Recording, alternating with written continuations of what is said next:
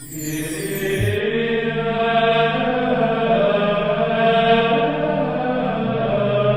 el nombre del Padre, y del Hijo, y del Espíritu Santo, el Señor esté con vosotros. Vamos a prepararnos para celebrar la Eucaristía, como hacemos siempre, trayendo a la presencia del Señor las necesidades de tantos que sufren, especialmente de los difuntos por los que ofrecemos la Eucaristía, y pedimos al Señor perdón por nuestras faltas y pecados para preparar dignamente nuestro corazón a la celebración de estos sagrados misterios. El Señor esté con vosotros. Y con tu espíritu. Lectura del Santo Evangelio según San Mateo. Gloria a ti, Señor. En aquel tiempo, uno de los 12, llamado Judas Iscariote, fue a los sumos sacerdotes y les propuso: ¿qué estáis dispuesto a darme si os lo entrego? Ellos se ajustaron con él en 30 monedas, y desde entonces andaba buscando ocasión propicia para entregarlo. El primer día de los ázimos, se acercaron los discípulos a Jesús y le preguntaron: ¿dónde quieres que te preparemos la cena de Pascua? Él contestó: id a la ciudad, a casa de fulano, y decidle: el maestro dice, mi momento está cerca, deseo celebrar la Pascua en tu casa con mis discípulos. Los discípulos cumplieron las instrucciones de Jesús y prepararon la Pascua. Al atardecer se puso a la mesa con los 12. Mientras comían dijo: os aseguro que uno de vosotros me va a entregar. Ellos, consternados, se pusieron a preguntarle uno tras otro: ¿soy yo acaso, Señor? Él respondió: el que ha mojado en la misma fuente que yo, ese me va a entregar. El Hijo del Hombre se va, como está escrito de él, pero ay de aquel que va a entregar al Hijo del Hombre. Más le valdría no haber nacido. Entonces preguntó Judas, el que lo iba a entregar: ¿soy yo acaso, maestro?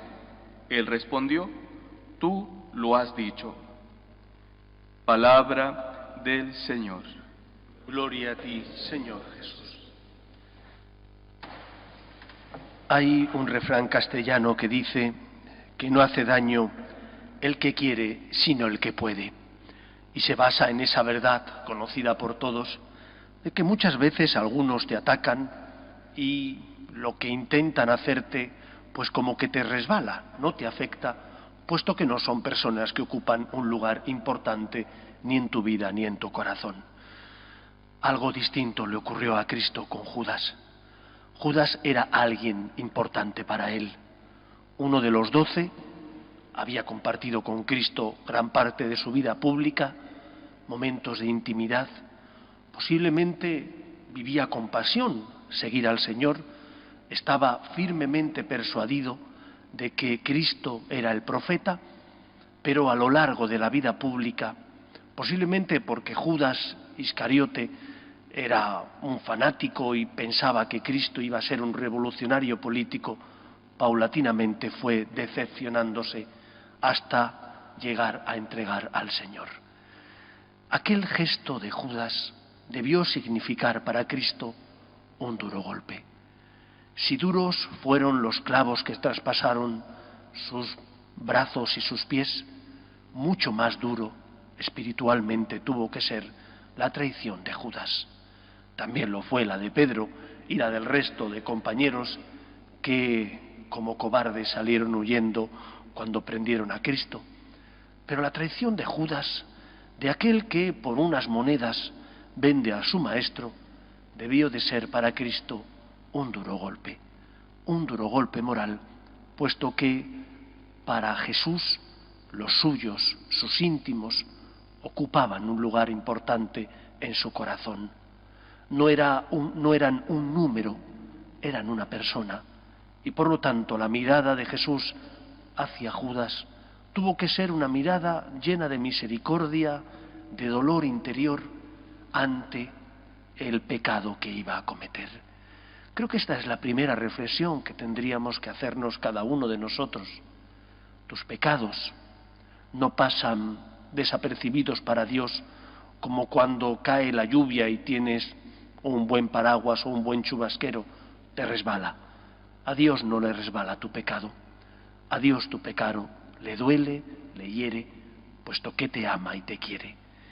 Y puesto que te ama y te quiere, tienes que preguntarte si estás correspondiendo a Dios, o si por el contrario le tratas como si Dios fuera un Dios que no siente, un Dios al que le da igual nuestra suerte, un Dios al que no le afectan nuestras decisiones y por lo tanto también nuestros errores.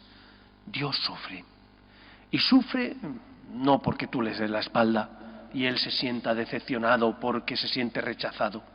Sufre porque cuando tú pecas y le das la espalda, tú te condenas. Y no hay nada que le duela más a Dios que el no poder salvarte. No porque no pueda, sino porque te dio el don de la libertad y por lo tanto tú has decidido no acoger en la misericordia de Dios, no acoger el regalo que Él te quiere dar. No hagas sufrir a Dios, piensa también en Él.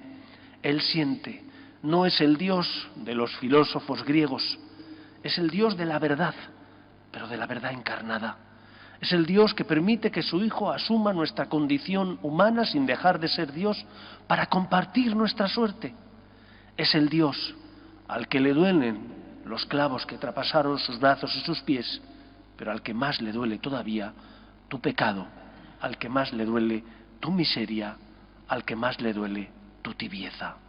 Piensa en Dios, piensa que es un Dios que sufre porque te ama y porque te quiere. Cristo sufrió porque no podía hacer nada más por salvar el corazón de Judas el traidor.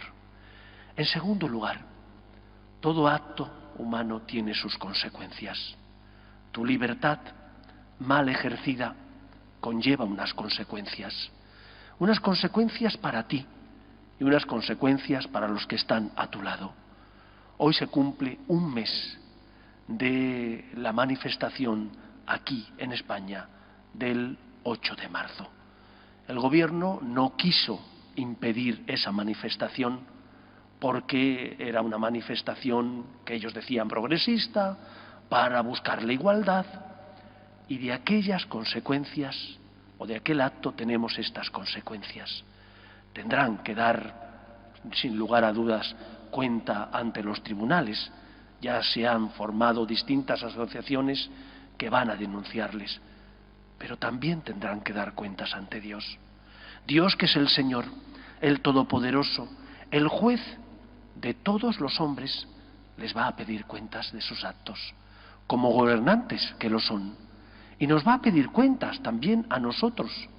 Por lo tanto, no pienses que cuando has pecado no pasa nada. Sí pasa. El pecado deja una huella, no solo en tu alma, sino también en la sociedad. Todo pecado personal conlleva una cascada de consecuencias en los que están a tu lado, en tu familia, en las personas que comparten tu vida. Por lo tanto, no digas aquello de que mi pecado es personal y a nadie le afecta. En primer lugar, le afecta a tu Padre Dios. En segundo lugar, te afecta a ti, que eres hijo de Dios. En tercer lugar, el pecado tiene siempre una connotación social, puesto que afecta también a los que están a tu lado. Por eso, con cuánta razón San Juan Pablo II solía predicar que teníamos que tener mucho cuidado para extirpar de la sociedad las estructuras de pecado. Y muchas veces, sin darnos cuenta, esas estructuras de pecado llevan a la esclavitud. Por eso luchemos nosotros para vivir libremente. Libre no es aquel que hace lo que le apetece. Libre es aquel que intenta actuar siguiendo la voluntad de Dios, porque solo se es libre cuando uno es fiel a su conciencia, a una conciencia recta y bien formada, a una conciencia que busca la verdad. Y la verdad, como Cristo dijo, es Él y nos hace libres.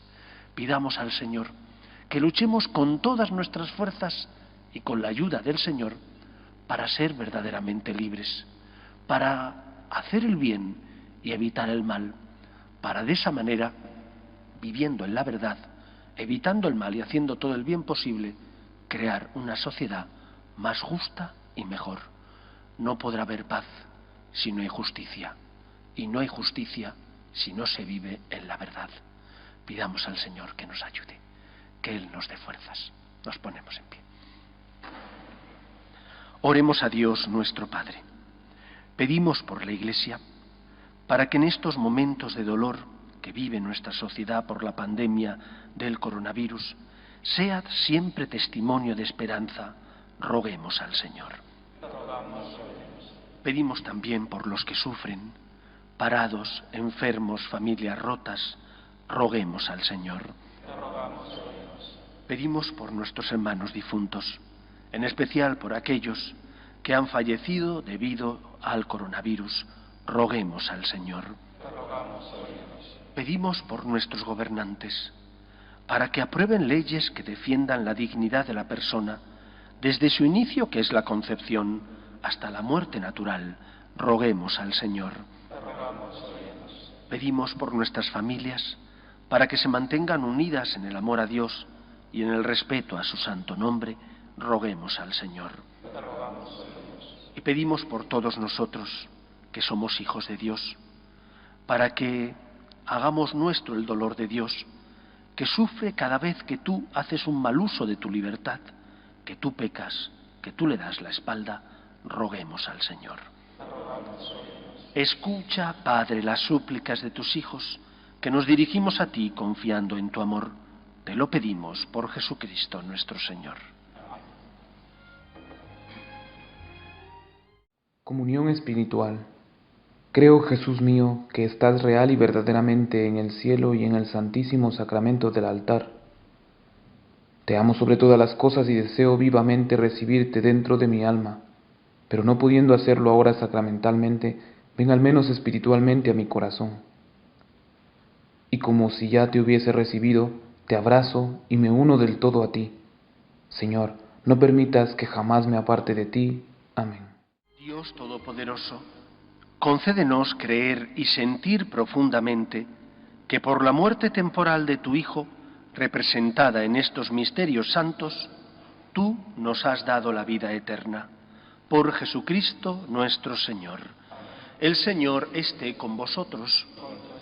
Y la bendición de Dios Todopoderoso, Padre, Hijo y Espíritu Santo, descienda sobre vosotros. Podéis ir en paz. Demos gracias a Dios. Dios te salve, Reina y Madre de misericordia, vida, dulzura y esperanza nuestra. Dios te salve. A ti llamamos los desterrados hijos de Eva. A ti suspiramos, gimiendo y llorando en este valle de lágrimas. Ea pues, Señora, abogada nuestra, vuelve a nosotros esos tus ojos misericordiosos, y después de este destierro, muéstranos a Jesús, fruto bendito de tu vientre, oh clementísima, oh piadosa, oh dulce y siempre Virgen María. Ruega por nosotros, Santa Madre de Dios, para que seamos dignos de alcanzar las promesas de nuestro Señor Jesucristo. Amén.